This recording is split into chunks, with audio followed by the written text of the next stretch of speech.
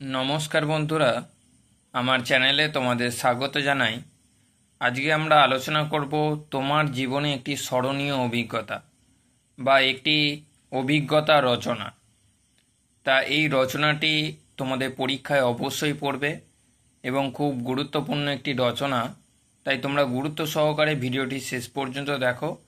সহজ ভাষায় সংক্ষেপে আলোচনা করা হয়েছে।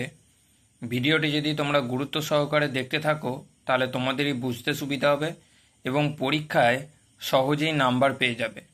তাই তোমরা গুরুত্ব সহকারে দেখো। আর চ্যানেলে নতুন হয়ে থাকলে চ্যানেলটি সাবস্ক্রাইব করে নেবে, কারণ এরকম নিত্য নতুন রচনার ভিডিও আপলোড করা হয়ে থাকে। তাহলে তোমাদের কাছে অতি সহজেই ভিডিওগুলি পৌঁছে যাবে। একেবারে তোমরা খাতার ওপরে হেডিং করলে তোমার জীবনে একটি স্মরণীয় অভিজ্ঞতা। এরপর তোমরা পয়েন্ট দেবে ভূমিকা। এই বিরাট পৃথিবীতে কোথাও সমুদ্র, কোথাও পাহাড়, কোথাও দিগন্তে মেশা মরুভূমি, যেন এক অনন্য বৈচিত্র্যের ঐশ্বরিক প্রকাশ। ছোটবেলা থেকেই স্বপ্ন দেখতাম আকাশ ছোঁয়া পাহাড়ের মুখোমুখি হওয়ার। যেদিন তা সম্ভব হলো সেদিনের অভিজ্ঞতা আমার কাছে চিরস্মরণীয় হয়ে রয়েছে। এরপর তোমরা পয়েন্ট দেবে যাত্রার সূচনা। এটাও কিন্তু এই রচনার মূল বা গুরুত্বপূর্ণ একটি পয়েন্ট। দিনটা ছিল 2013 সালের 30শে মে, বৃহস্পতিবার। বাবা মার সঙ্গে চেপে বসলাম উত্তরবঙ্গ এক্সপ্রেসে। আমাদের সঙ্গে অনিল জেঠুদেরও যাওয়ার কথা ছিল, কিন্তু দাঁতের ব্যথায় কাতর হওয়ায় বাধ্য হয়ে তাদের টিকিট ক্যান্সেল করা হলো। শুধু আমরা 3 জন। কিন্তু এনজিপিতে পৌঁছানোর আগে থেকেই প্রবল বৃষ্টি শুরু হলো।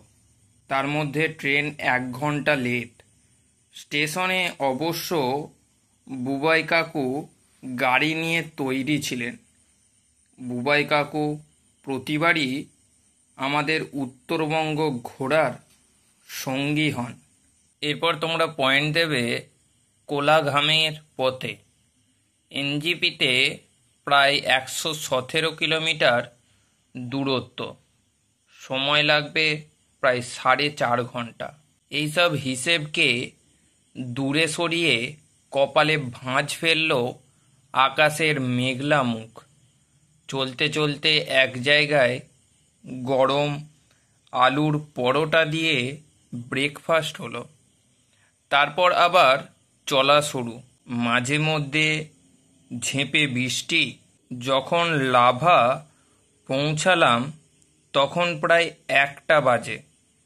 এবার কোলাঘামের পথে রওনা হলাম, কিন্তু পথ কোথায়? পুরোটাই বোল্ডারের রাস্তা। গাড়িতে প্রবল ঝাঁকুনি হতে লাগলো। গড়াতে গড়াতে গাড়ি নিচের দিকে নামছে। মা ভয়ে চোখ বন্ধ করে ফেলল। বাবার মুখ গম্ভীর। অবিরাম বৃষ্টি পড়ছে। পাশেই ন্যাওড়া ভ্যালি ফরেস্ট। এমন ঘন জঙ্গল ভেদ করে সূর্যের আলো কোনো দিন এই পথ প্রবেশ করে বলে মনে হয় না। মাত্র 8 কিলোমিটার রাস্তা অতিক্রম করতে সময় লাগলো 1 ঘন্টা।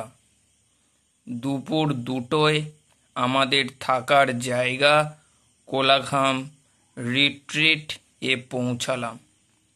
এরপর তোমরা আরেকটি মূল পয়েন্ট দেবে, যেটা হচ্ছে প্রকৃতির কোলাঘাম। পৌঁছানোর দিন লাঞ্চ শেষ হতে না হতেই আবার বৃষ্টি শুরু। তোমরা যদি আরও রচনার ভিডিও দেখতে চাও তাহলে ডেসক্রিপশানে লিঙ্ক দেয়া থাকবে অথবা উপরের আই বাটনে দেয়া থাকবে, তোমরা সেখান থেকে দেখে নিতে পারো। যত অন্ধকার ঘনায় বৃষ্টির জোরও তত বাড়ে। এর মধ্যেই কারেন্ট চলে গেল। বাতি জেলে চা পকোড়া সহযোগে গল্পের আসর বসল। পরদিন সকালে মেঘ বৃষ্টির খেলা চলল। ঘরের মধ্যে মেঘ চলে আসে, কিন্তু কাঞ্চনজঙ্ঘা কোথায়?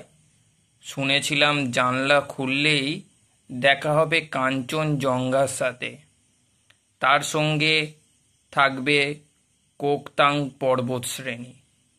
কিন্তু সবাই তো লুকিয়ে মেঘের আড়ালে। কাঞ্চনজঙ্ঘার সঙ্গে দেখা হলো দুপুরে। মেঘ কেটে রোদ উঠল, আর পশ্চিম আকাশে ফুটে উঠল সূর্যলোকে ঝলসে ওঠা তুষার শুভ্র কাঞ্চনজঙ্ঘা। দু চোখ ভরে দেখে নিলাম সেই সৌন্দর্য। পরদিন সকালে বেরোলাম কোলাখাম দেখতে। পূর্ব হিমালয়ের কোলে ৬,০০০ ফুট উচ্চতায় এই পাহাড়ের অবস্থান। জঙ্গল ঘেরা গ্রামটিতে মাত্র ৬৪টি পরিবার বাস করে।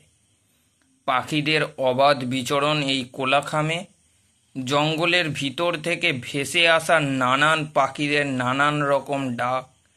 বাবার কাছ থেকে জানলাম এরা হলো rufous sibia, blue throated barbet, Siberian stonechat ইত্যাদি নানা জাতের পাখি।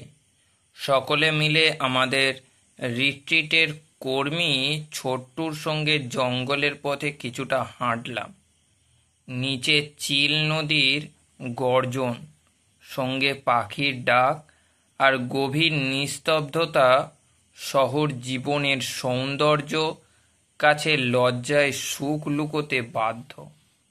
এরপর তোমরা লাস্ট পয়েন্ট দেবে, যেটা হচ্ছে উপসংহার। দেখতে দেখতে 2 দিন শেষ হয়ে গেল। এবার বাড়ি ফেরার পালা। তোমার শান্তি আর নিস্তব্ধতার গরিমা নিয়ে তুমি সারা জীবন এমনই থেকেও কোলাখাম। তোমার সঙ্গী গহন অরণ্য, তোমার পাহারাদার কাঞ্চনজঙ্ঘা। আমরা এখানে বড় বেমানা। তা এটাই ছিল সেই মূল বিষয়বস্তু। তা ভিডিওটি যদি ভালো লেগে থাকে তাহলে চ্যানেলটি সাবস্ক্রাইব করো এবং কমেন্ট করে জানাও যে ভিডিওটি কেমন হয়েছে। তা এখানেই ভিডিওটি শেষ করলাম।